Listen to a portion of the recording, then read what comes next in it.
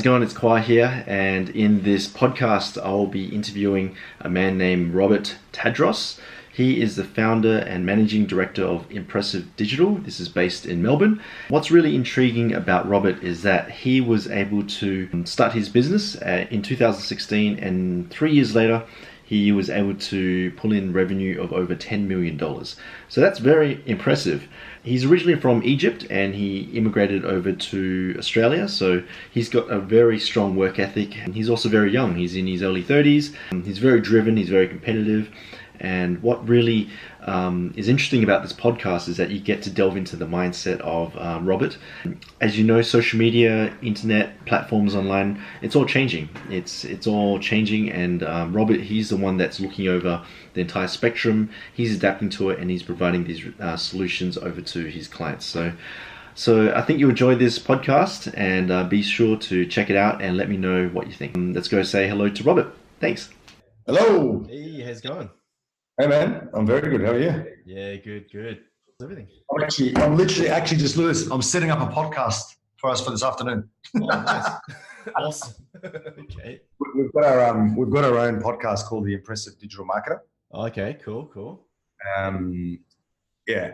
So Setting it up. Yeah. So, there you go. Oh, there it is. Oh, now I can see it. Yeah. There we go. Shit, Nice. I thought my video was on this whole time. No. I had no idea. Now I can see it. Oh, cool.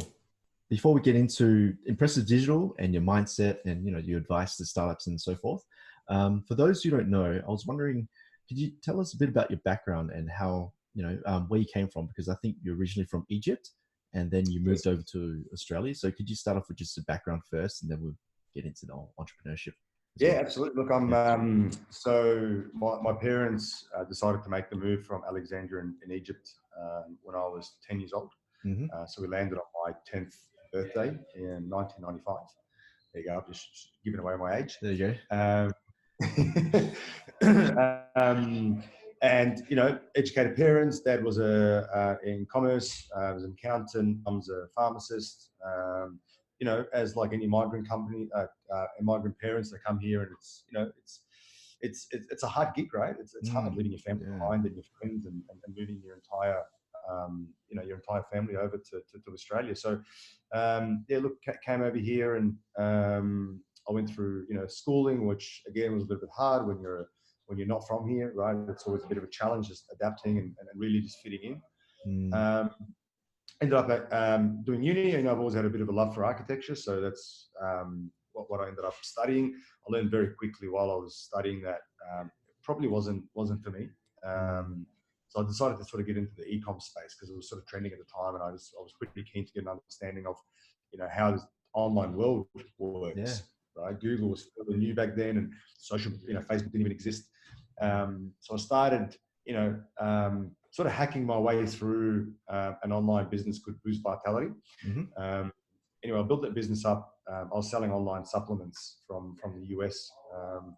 And I was 19 at the time, and I got the business humming along, doing 19,000 USD. Right? Yeah. Right? You were doing pretty good with that business, right? You make a lot of money when you're young, and you can blow a lot of money when you're young as well. But I learned a lot, right? It taught me the value of every dollar that I made. And really from there, I just began my journey in the marketing space. So I built and sold a number of e-com businesses. I went worked at Census at the time in corporate.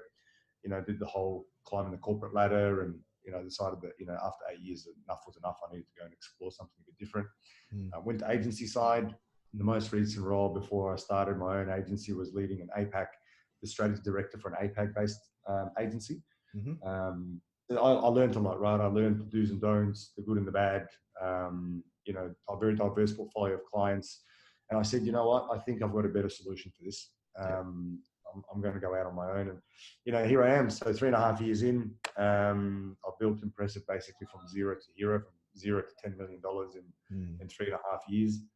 And, a team of 50 full-time staff here in Melbourne. So, it definitely hasn't been a smooth ride.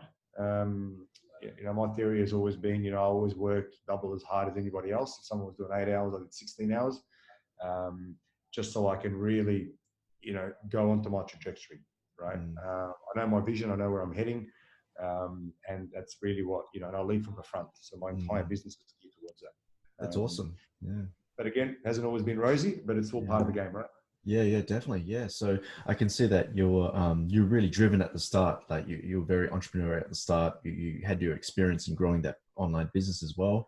But what was your vision when you started Impressive Digital? Did you have a vision, like a 5-year, 10-year plan in which you wanted to achieve? Yeah, absolutely. Like my vision has always been to, you know, I love seeing businesses grow through effective performance-driven digital marketing.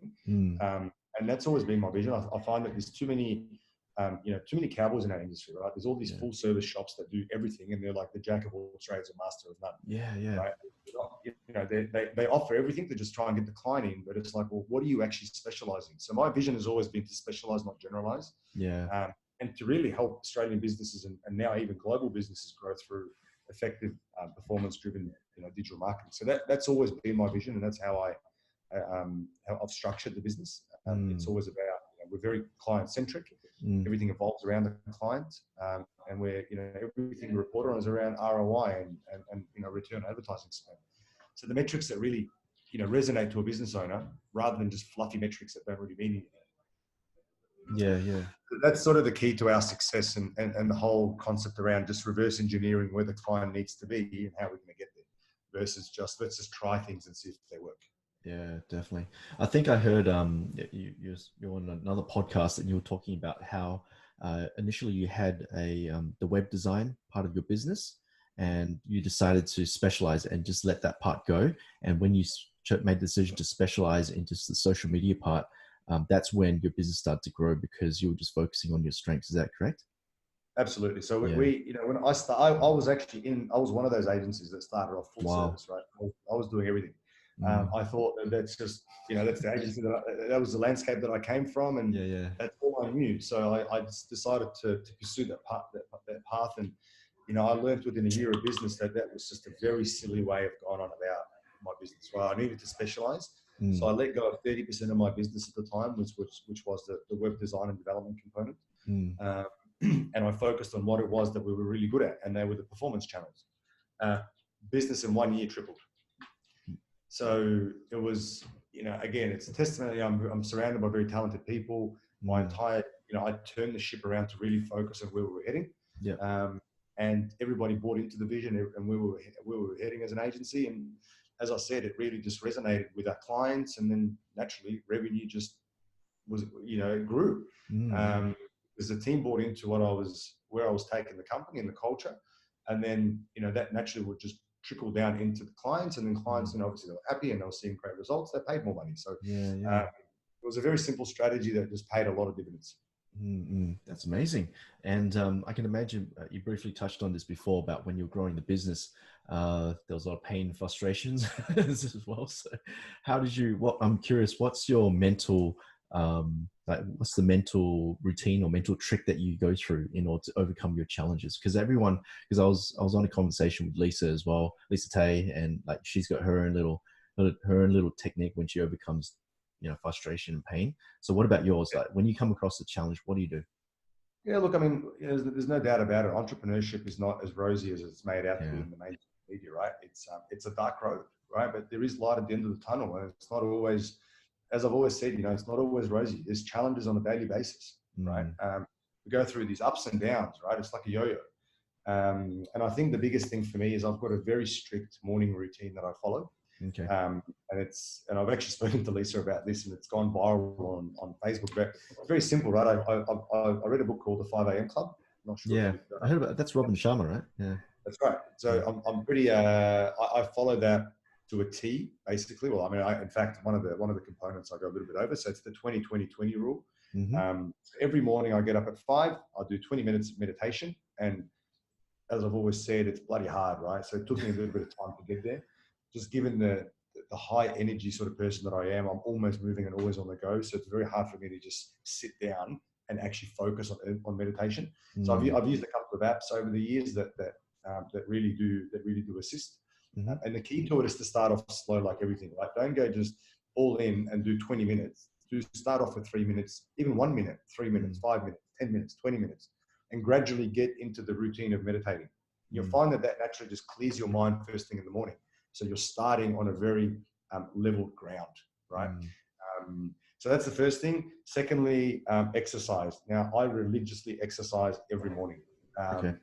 Whether it's doing, some HIIT training, whether it's doing boxing, whether I'm in the gym doing some weight training, whatever it is, I get the blood flowing, and just make sure that you get your blood, your heart rate to a certain point where you're actually sweating a lot. I know it sounds a bit disgusting, but it's really key to releasing a lot of the good hormones in the brain. And then the last one is it's a bit controversial, but I call it the morning dump. Morning dump. Got to hear about this one. It's not what you're thinking, right? It's 20 minutes of me journaling and basically putting everything that's in my head on paper. I'm sure a lot of entrepreneurs will resonate with this, but we wake up with so many different ideas, right? Of things that we want to do, problems that we need to solve, tasks that we want to get to. And I find that, like anything in life, right, I need to just clear my head before I start doing anything. Otherwise, I'm just scattered throughout the day. Yeah. Right. So I get down on paper, and I start writing things, right? Any thought that's come into my head, anything that I need to get to, any urgent tasks, basically even emails that I need to respond to, right? And I find that just really gets me in a mode where I just go, okay, it's all on paper now. Let's start prioritizing what I actually need to do, and that sets my week for me, or more even my day. Okay. So that's sort of my routine to overcome, I guess, stress and just the day-to-day life of an entrepreneur. And if something happens throughout the day, and I had a pretty terrible week last week, and I'm not going to go into what happened, but we had some really, we hit some turbulence in the business, and I find just literally leaving the office and just going for a walk. Okay. I'm in Cremorne. I just went up to the Yarra. I came back, and mate, that for me was just released, the pressure that I went through and just getting out of the environment that I'm in. And I came back and I regrouped with myself, and then I just went into problem solving mode. So even just something like that can really make a huge difference, rather than just being in the grind of it on a daily basis. Yeah. Okay. That's really good. So yeah, you seem like a very organized and structured person. So you got you take care of your health. You take care of like your mind as well through your meditation. I love the morning dump as well. That's awesome. How about like your we should get like a t-shirt on that one or something, dump. The morning dump club. Okay, so what about in terms of your productivity habits? So let's say that you got a new day. How do you like how do you get things done? Like is there like a routine that you follow, or what's your technique there to get things done? Yeah, I've got a couple of hacks up my sleeve, and I've had a number of people actually reach out to me about this. But my biggest one is my email. So your email. I use Gmail. So after I finish my morning routine, I tend to have a shower, get ready, get in the car, come to work. I'm here at about sort of 7:30. Now the process is this: you go through your entire email. There's a couple of things that you need to do. If you can reply to the email within 2 minutes, under 2 minutes, do so. Otherwise, snooze it to a time where you can. Okay. It's that simple.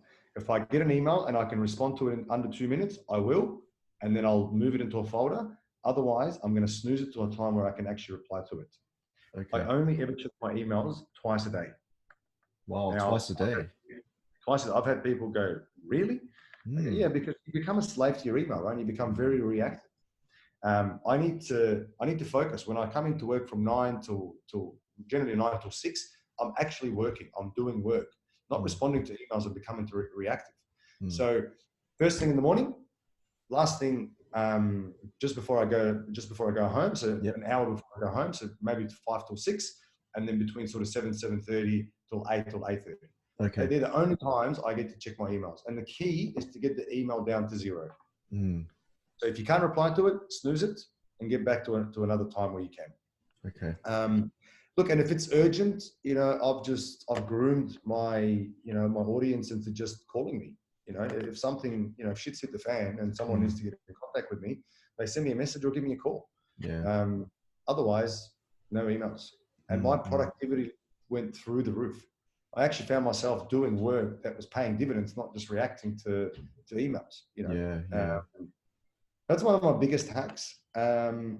My probably second favorite one, and this is one that I do when I get home, is I've got a young family. I've got a little man who's turning 2 in next month, and I just found that I was not spending a lot of time with him when I got home. Right, I was stuck to my phone.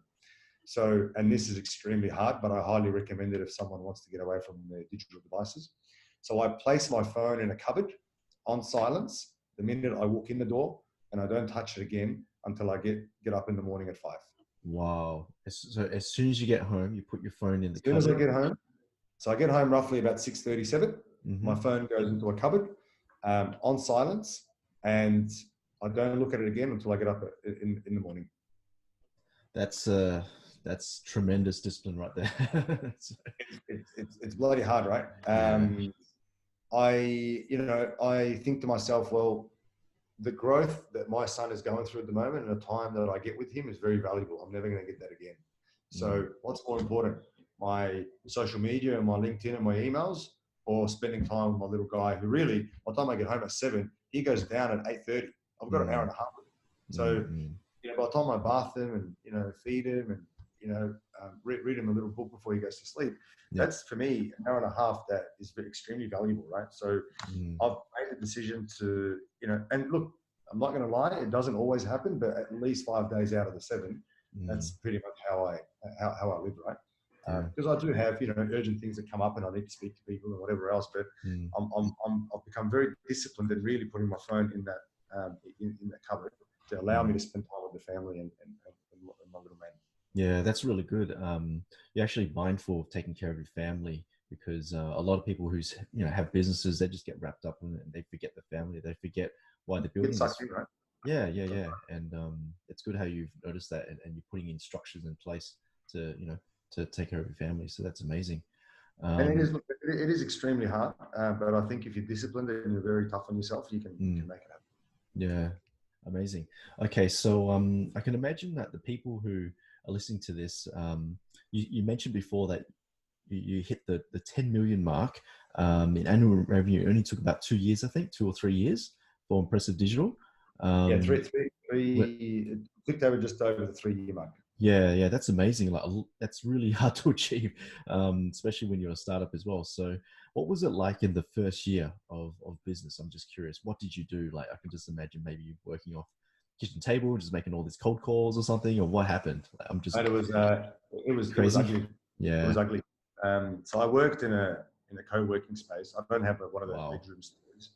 So I went out and I found myself a co-working space in Richmond. And it was a grind, right? I was doing 18, 20-hour days. At one stage, I was sleeping in a sleeping bag in the office, right? Wow. Because my theory was, as I said, it's very simple. If my competitor was doing 8 hours, I needed to do 16. Now, some would argue that you burn out after 8. I go, that's bullshit. If you really wanted it, make it happen, right? Yeah. So, so I wanted to build a business that was successful, that was, fruitful, that I could nurture, that I could really grow into something special. And my theory at the time was, well, if it was going to take me 6 years to get to 10 million, I needed to do it in 3. So whatever it took, nothing got in my way.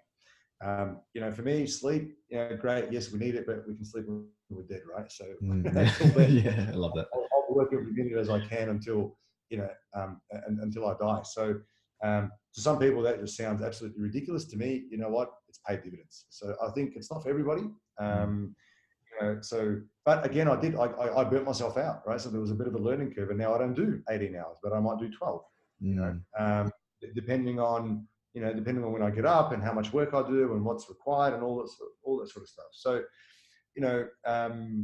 it was, the first year was really, really hard, right? Because I was the salesperson making the calls and closing the deals. I was the person that was running the campaign. I was the person that do a payroll. I was the person. I was the business. I didn't hire anybody. 6 months in, I hired my first intern who's still with me today, 3.5 years in. So I got the 6 month mark and I thought to myself, I can't do this anymore. I need some help, hired an intern, she grew, and then, you know, basically in the first year we're at maybe 5 or 6 people. Okay. And you know, I managed to get the business to $2 million in the first year, which was a bloody hustle. Right? That's impressive, yeah. And then we literally, and then I dumped the web design, as I said, we tripled, and then we were basically on our way. So, you know, I made some good decisions at the right time in business. I worked my bloody ass off. I would never ever claim that I'm anywhere near a good businessman, but one thing I do claim is I work bloody hard. Right? And I know where I need to be. I can see it. I've got a vision. My team believes in it, and that's why they're here. And you know, we're on our way. So I think, you know, the biggest advice is don't. I always said this. You know, don't live in this what if world. You know, what if something happens? That's not an option. You know, failure to me is not an option. Just if you really believe in what you're building and the product that you sell, you need to really own it and put your ass on the line. That's amazing. Okay, so I think you briefly mentioned that you're working incredibly hard. Like, so you're looking back over the past 3 years, would that be the one determining factor of that successful 3 years, is just working damn hard? That's probably it's probably, I would say 70%. 70%, yep. What was the other 30%? Is who you surround yourself with and the mentors that you have around you. And, you know, something that I did well at the start was a lot of networking, right? I got to meet people of different business sizes, you know, and I got myself to networking groups to really understand, you know, the dynamics of business, right? I knew what I knew, but I didn't know what I didn't know. So I really wanted to get exposure to other businesses and other agencies and how they operate and, you know, learn from their mistakes. So that probably was the other, you know, really the other 30% of that. Well, actually probably 20%. And then the other 10% is a lot of just building my own knowledge base, right? Okay. So reading different books. You know, I'm a big fan of scaling up, big fan of Traction. 2 great books for anybody that's sort of starting out. So, you know, it was those 3 things that really got me, I reckon, to where we are. You know, my ego is completely out the way. I'll never say that I know everything, because I don't. I don't believe that anybody in business, I don't care how big you are, you can ever get to a point where you know everything. You always need to grow and you always need to learn. So you need to expose, you know, and be vulnerable, right? You got to let the ego wall down, because I just find a lot of entrepreneurs, their ego gets in the way. Right? Who are you to tell me how to run my business? Well, it's like, well, you know, even if you get 1% from that person and 1% from that person, that's 2% that you didn't know. So, you know, and it can be a game changer. That's amazing. I remember hearing, Lisa Tate talking about that as well. She said that she let go of her ego as well, and then she was able to network with other people, and it's it's actually, it holds you back, isn't it? Like when you have it. Absolutely. Look, I think as humans, it's pretty natural to just have an ego and, you know, let ego get in the way. And I think it takes a certain discipline to really just, first of all, acknowledge the fact that this is your ego getting in the way. Secondly, letting the ego down and opening and being vulnerable and just letting yourself learn. It's not easy, you know, like I think it's quite hard, especially for, you know, so-called entrepreneurs, right? Everybody's calling themselves an entrepreneur these days. And, you know, when you give yourself that title, I think your ego definitely gets in the way, and it's that discipline of acknowledging it, getting it out of the way, and being vulnerable. Yeah. Okay. How about skills? What's the one skill that you would say that was really effective in those 3 years of growing your business? One skill. Yeah. What's the one skill that was extremely valuable? Yeah, that's a good one. I think the art of selling is extremely important. You know, I'm a big believer in that. You know, sales is one of the main arteries to any successful business. If you haven't got a well-oiled sales team that, you know, are very skillful and actually understand how to do proper discovery calls, use different methodologies, challenge a prospect, and really understand what their challenges are and what their needs are, I think you're really doomed. You know? And I know that this is a bit, you know, and I'm pretty firm about this. You know, something, you know, one of the key skills that I think that I've mastered over the years is the art of selling, right? And prospecting, understand how to speak different target markets, understand how to speak different personalities. You know, I'm very big on doing, you know, disc profiling, understanding in my head straight away I can I can basically in the first 30 seconds identify what sort of personality I'm talking to, and I adapt to that personality. And I think, you know, it's a skill that takes years to develop. You can't just, you know, all of a sudden wake up tomorrow and go, you know, I've just learned the skill of how to sell to different people. Yeah. And that's something that I train my sales team on, right? Is how to, you know, be able to be on the same level as the person that you're speaking to. You know, speaking to a creative person, you need to be a bit more creative. If you go analytical, you've lost them. You speak to an analytical person, and you start going creative, and you've lost them, right? So you speak to a driver or someone who's very dominant. So you need to be able to adapt to different personality types, and that's a very hard skill to master. And I haven't mastered it, but I think I'm getting pretty close to getting there. Okay. And that's definitely helped me throughout my entire journey and my entire career. Yeah, yeah, I 100% agree. I think sales is everything. Learning how to talk to people, how to, you know, close deals and book appointments, all that stuff is it's just incredible. That's right. Well, there's no deals, there's no business, right? If you can't, you know, if you can't close deals and really just build up that pipe, well, you can have the best product in the world, you can have the best service, and no one knows about it. Well, where are you going? Yeah, that's right. Exactly. How about, but before you became really good at sales, what happened before that? Did you get some experience in, I don't know, selling retail or something, or what, like, did you read some books? Yeah. So throughout my career in corporate, or actually when I was very, very young, when I was running my online stores, I started selling in retail, you know, just to get some experience and, you know, just maybe even face-to-face selling. That definitely taught me a lot. Then I started the career in corporate. I started in sales. I was doing sales for probably about 5 years of the 8 years that I was there. And, you know, when you work for a massive corporate like that, they've got all sorts of training and resources. You know, we were doing Harvard accredited sales techniques and account management techniques and different sales methodologies. And, you know, so they really invested a lot into us. And I have to say that really attributed to probably where I am today and a lot of the things and skills that I've learned. In addition to that, I just like to do my own learnings. You know, I read, as I mentioned, you know, a lot of books, and I watch a lot of videos and, you know, webinars, and I listen to a lot of podcasts. So I think you always got to be learning, right? You're always going to be growing. And that's very important. You know, I think, you know, a lot of people get stuck. Well, actually, 95% of people live in this comfort zone, and to grow, you actually got to start getting into the fear zone. And no one wants to feel fear, right? It's ugly, it's uncomfortable, but that's the only way to get to growth. You know, so if you want to grow, you got to step out of the comfort zone into the fear zone, really challenge yourself, and then from there you start growing on a daily basis. And I think too many people get complacent. You know, they don't want to enter the comfort zone because that's all they know. That's where they feel comfortable. So, you know, I think that the stat is like, seriously, like 95 or 98% of people like always sit in this comfort zone and don't want to challenge themselves. That's true. That's where growth happens, right? Yeah. Well, I think you got that when you were growing up as well. Like you seem like a very driven person, so that's naturally in you, right? Like you wanted to start that online business, and you were just driven to just succeed, and you seemed like a very competitive person as well, right? So extremely competitive. Yeah. Did you do your the Strengths Finder test as well? Like no, I haven't actually. Yeah, okay, yeah. Like there's a top 5 strengths, so I'm thinking maybe you're a competitive type of person. That's your strength, right? So I am pretty competitive, yeah. And your DIS personality profile, you're probably a dominant, influential.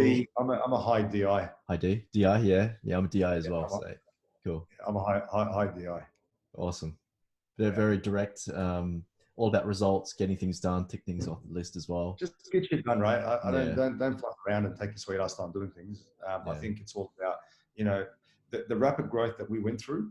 I couldn't have done that if I was sitting there and pondering over making a decision, right? I act very fast. I make very fast decisions. You know, 90% of the times, you know, the decisions that I make are the right decisions. 10% off, but I can live with that, right? But I'm very quick at calculating and making quick, educated decisions, rather than sitting there and taking time to think about something and then make a decision. Because guess what? Someone else in the same space has already made that decision and has moved on. So that's probably where my competitiveness comes in as well. Yeah. Okay. So there's a lot of there's a lot of CEOs and really high-powered executives, you know, high D personality types, influential as well. But the opposite of that is the very steadies, the conscientious people, you know, very analytical. They take their time to talk to other people before they execute and stuff. And I can imagine that can get really frustrating as well. On your end, like how would you deal with these type of people? Yeah, it's pretty funny actually, because my operations manager is exactly that. Yeah. And we are like, you know, complete opposite. Mate, we're complete opposite, and sometimes we just disagree, right? Yeah. But I've learned, I think, because I've been working with him now for nearly 2 years, I've learned to adapt to his personality style. You know, he's all about the data, the facts, and the figures, right? When he makes a move. And I do have a little bit of that in me. You know, I do get pretty analytical at times where I really need to understand the key metrics to make a decision. So I guess to that degree, we do get along, but sometimes I'm just like, mate, Brett, I just need to make a decision. I need to make a decision now. Let's go. He's go. like, We'll fix it later. Whoa. Yeah. He's like, no. Hold on. Let me get all the stats and numbers before we can make this. So, you know, just, I guess, this is where I guess you can sort of use your power to a certain degree and go, it's my decision. I'm making it. Roll it out. So, you know, I don't bulldoze over people, although, you know, given the high D in me, that tends to be the case. I've learned to just acknowledge that again and take a bit of a step back. But when I do need to make a decision, I just make the decision, right? So, yeah, working and managing people like that is hard, especially if you are a high D. And I think it's just understanding, you know, their perspective, acknowledging it, but still getting what you want. That's amazing. That's cool. Yeah. Okay. Let's talk about, how about, you briefly touched on this. What about recommended books as well, before we get into the business side of things? What about recommended books? Yeah. So Scaling Up, as I mentioned, is a big one. The 5 a.m. Club. Traction is another one that I am currently reading. Yep. Just trying to think of some of the most recent ones that I've. I think you were into Tony Robbins as well. A little bit, yeah. I'm into Tony Robbins. Yeah, I listen to. I'll probably listen to a lot more of his stuff than I do read. I'm a big fan of Simon Sinek as far as you know, as far as his disciplines and what he talks about. A lot of what he says really resonates with me. This is an oldie but a goodie. Think and Grow Rich by Napoleon Hill. You know, it's a hard read, but I think I've read it a couple of times, and you know, a lot of stuff in there resonates with me. The other one is by Felix Dennis, and it's How to Get Rich. Yeah, the money one, right? Yeah. That's a good read as well, and it's definitely up there. You know, a couple of oldies, but it's like, you know, the 80-20 principle. An easy read is probably Build to Sell. That was actually the book that influenced me to ditch 30% of my business when I first started. Build to Sell. Highly recommend that one, actually. Who's the author of that one again? That was John. What was it? Yeah, I've seen the cover of the book. Yeah, it's John someone. I can't remember, but it's John someone. Built to Sell. Like, you can even look it up on any platform. It's a picture of a building or something. I remember seeing the book cover. Yeah. It's blue and white with just big writing that says Built to Sell. Yeah. Cool. Yeah. Awesome. They're some of my faves. Nice. Thanks for that. Okay, let's talk about Impressive Digital. So what are you currently offering to the marketplace? I believe you're specializing in a certain area in social media marketing. Is that correct? And so it's SEO, performance media, so paid social and SEM. And we've just found a big need from our clients around personalization and marketing automation. So it's now becoming one of our specialist services, if you like. And you know, the way that I'm building my ecosystem is I've got Impressive as a performance media agency, and then I'm basically building up specialist agency that can take care of all the other services. So I don't dilute my brand. So the newest venture on the cards at the moment that is up and running. It's again another division of Impressive, with its own people, its own specialist, is going to be marketing automation. And, you know, really, you know, the topic there, and I did an event about this 2 weeks ago with Google and HubSpot. is around personalizing the customer experience. So we're finding that our services are great for getting traffic into landing pages or into websites or whatever it may be, and generating leads. But then it's like, well, where does all that go? What's that ecosystem that it goes into, and how to personalize the customer experience? It's a very, very big topic at the moment, and it's like, we're finding some very big numbers around, what the consumer is telling us. Like there's some recent studies that were done by Deloitte, and they're finding that 8 out of 10 customers, 80% of people will actually switch to a competitor due to poor customer experience. Yeah, wow. Pretty crazy stuff, right? Yeah. So as marketers, we really need to take that into consideration when we're looking at every Facebook post, every Google ad, every email that's being sent out, whatever it may be, to really make sure that that experience is personalized to each individual. It's not just one approach to the entire database. So you're dealing with big data, is that right? You're dealing with big data? Where pretty much, yeah. Okay. Yeah, collecting a lot of data, segmenting it, understanding it, and using it to our advantage, I guess, to be able to market better and get better performance out of all our performance channels. So although we specialize in these performance channels, we find that it's heavily influenced by, what happens post the engagement or post the conversion. And it influences then the repeat purchase and all that, right? And loyalty and so on. So, we're never going to go full service, but I will be building out specialist agency that support every part of the overall customer journey. Amazing. So I've got a lot on my plate at the moment, but we're getting there. Yeah. I'm sure you get there. So, okay. So I noticed that social media is changing as well, as I'm sure that you're aware. With Instagram, algorithms are changing. Facebook as well, and there's also TikTok out there. What from your perspective, what's the current state of social media? Where do you see it forming in the next few years?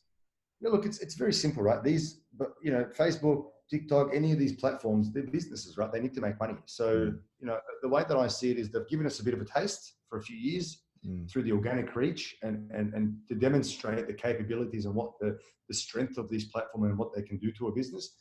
And now they're like, well, enough's enough, right? We need to start charging for this, right? And we need to make some money. So it's now, pay to play. So you want the same reach, you want the same impressions, you want to be able to get in front of the audience that you used to be able to get to. You're going to have to pay for it. So I think it's a smart strategy as far as what Zuckerberg has even done around, given access to such a free platform. He's collected, mate, billions of data signals, billions of them, right?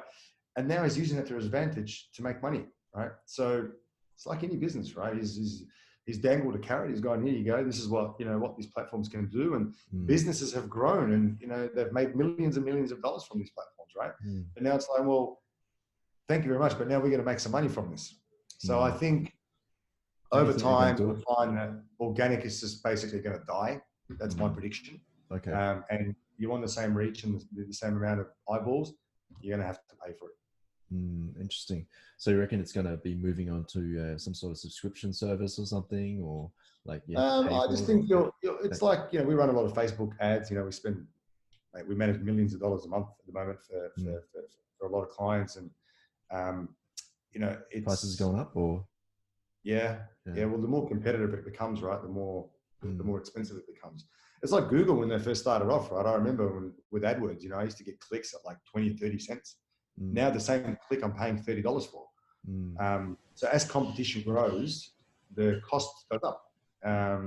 That's their model, right? A lot of it is a pay-per-click model. So, and the way that the auctions are structured or the algorithms work is the more competitive it becomes, depending on the time of day and so on, the more expensive that the click is. So, I think probably not a subscription as such, but I think it will just become, like boosted posts, sponsor posts, running Facebook funnels, and really just paying to get the same reach and impressions and so on. I think it's really where it's gonna end up.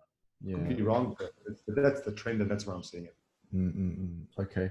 So, what about like for your clients? Let's say that I don't know anything about like social media. I just launched my business. How can I benefit from your services? Like, what steps do you think I should take to grow my business? Yeah, it's a good question. I'm always because I've been through this myself, right? I guess advantage of being a marketer, but I always say there's a lot of free things out there that you can do yourself as a business owner, right? It's, Okay. creating content doesn't cost anything, right? You can write your own blogs, you can do your own videos, you can do your own podcasts. And I think for me, try not to sell anything. And it's probably going to be contradicting to what I said earlier, but as you're starting out, you need to create content and become a bit of a thought leader in the industry, and own that space. And the more content that you produce around educating your audience, naturally, the more leads that you're going to generate. So if you can just think about not selling and educating, the more you can educate someone and just drench them with value, the more that they're actually going to just sell themselves, right? They're going to come to you and say, we basically want these services. And that's really how I started off, right? Is I produced so much content. I educated everybody that within my network, and my network grew and it grew and it grew. And I kept drenching them with more value, giving them free things and tips and things that they can do on their own. And then as it grew and they grew as a business, they went to a point where we've got enough money now to engage my services. To be frank, we don't sort of deal with businesses that are doing under $1 million in revenue, and that's not being cocky. It's just, they would not be able to afford us, right? Yeah. So, and I say up to $1 million, there's a lot of things that you can do to get to that point without engaging an agency and paying for services, right? So I think for a lot of startups and businesses that are trying to get off the ground, and a lot of them are bootstrapping it, you have to be very careful with your marketing dollars. Be very careful with who you engage as an agency, because there are a lot of cowboys out there. And as I said, there's a lot of things that you can do for free. There's YouTube alone, that's like an encyclopedia of information. You can Google YouTube anything and you'll find an answer, right? And I'm also a big believer, for anybody starting out, is you need to learn what it is that you're about to engage in. If you're about to engage an SEO company, go and do some reading, understand what SEO is. You want to do some Facebook advertising, go and learn it and understand what it's all about. I'm not suggesting you need to do it yourself, but at least understand what it is that you're about to engage, right? Because you don't want to be taken for a ride. So I think, that's probably the biggest advice I can give for any startups that are sort of trying to get from that 0 to 1 million. Once you sort of get close to 1 million, you've got a little bit of cash to work with. And then it's just about investing in the right channels. That's amazing. So it's all about just testing things first, learning about SEO, learning about creating content, try out all these free tools first, and then and then you build like a knowledge base, right? And then you execute, and then that's how you get smarter, and then you approach people like yourself. Exactly. And Exactly right. Don't get to a point, I think, where you invest too much time in it, because your time is more valuable building the business rather than trying to learn a different discipline. But I think it's always good to just understand what it is that you're about to engage into. So you've got an understanding, don't go into the blind. Yeah. Okay. No worries. Okay. What about if you were to go into like a time machine and you talk to your younger self, right? What would be the one thing that you'll say to your younger self? It's a bit of a, interesting question. That's a very tricky question. The one thing that I would say to myself is, from what you've experienced, I don't have regrets in life, but I do wish that when I was making a lot of money when I was younger, that I invested it wisely. I made a lot of money when I was younger, and I blew a lot of money very quickly as well. So if I had to go back in time, I'll tell myself to learn the value of money. I see a lot of younger entrepreneurs that start out in their 20s, especially the younger 20s, that can make a lot of cash, and they end up going and blowing it on stuff that's pointless, right? So I think, depending on, again, why you're doing it, it's very important to just understand how you're investing that money and how it's making you more money, rather than just wasting it on, just crap, meaningful things instead. So I think if I had to go back in time and, tell myself something, it's, really just understand the value of money and use that money to invest to make more money. And I think I probably would have been in a different position right now, right? But, you learn and you live. Yeah. You live and you learn. Live and learn. There you go. And what about some money tips? What money tips are you giving? Like learn how to invest in the stock market or real estate, or what would be? I'm just curious. I hate the stock market. I think it's gambling. It's very You're not a stock market person. Okay. A lot of people disagree with me there, but I just don't get it. I don't understand it. I've dabbled with it, and I just, it's not my thing. I'm a big believer in investing in dirt. I think that's where I've built a lot of my wealth as well as in property. You know, you can't really stuff it up if you've got, you know, half a brain. Yeah. If you do your own research and you know, you can pick pockets around, you know, whether it's Australia or overseas that are in growth mode, or, you know, have just gone through a massive dip and they're about to go up again. If you can pick your suburbs and your areas and do your research, there's a lot of money to be made in property, right? Just look at the rich list, you know, top 10 are all in property. Yeah. So, well, not all of them. There's a couple in tech, but you know, there's a lot of money to be made, I think, in the property space, and that tends to be where I invest my money. So yeah, there's some money tips. I think as you start building your wealth as well, you can start exploring, you know, whether there's different, you know, in my space, different agencies. I invest in different agencies, a little bit of tech, not too much, but I try not to diversify too much. I stick to what I know. Yeah, awesome. Okay, so what about one more question? Like, where do you see yourself in the next 5 to 10 years? Like, where are you going to be? Where are you going to be in the next 5 to 10 years? Yeah, it's a very good question. So I'm building, as I mentioned earlier, that ecosystem of agencies. Sure. And, you know, we're about to open an office in Austin. Well, actually, it's sort of open. It's launching in January. So I probably in 5 years, I'll see myself doing a lot of traveling. Just, you know, Austin first, to the US, then we're going to the UK, then Asia. Yep. So I'll probably see myself traveling, you know, all over the globe, I guess, just managing the different agencies.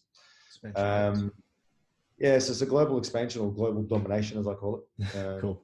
Probably where I see myself in the next 5 years. I love the property game, so I'll probably be doing a lot of work in that space as well, a lot of developments.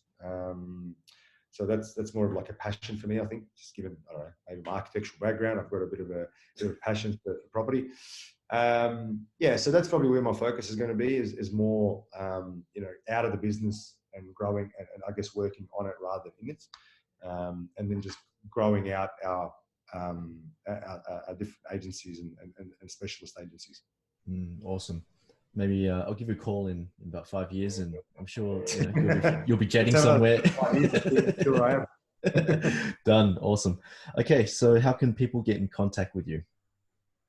Look, best way is, like, I'm happy to give out my email or LinkedIn. So LinkedIn, you can find me under Robert Tadros, or my email, which is robert@impressive.com.au. So either way, I'm pretty active on LinkedIn. You know, I post a lot, and I give a few hacks here and there. So feel free to follow me on the platform. Otherwise, you know, flick me an email.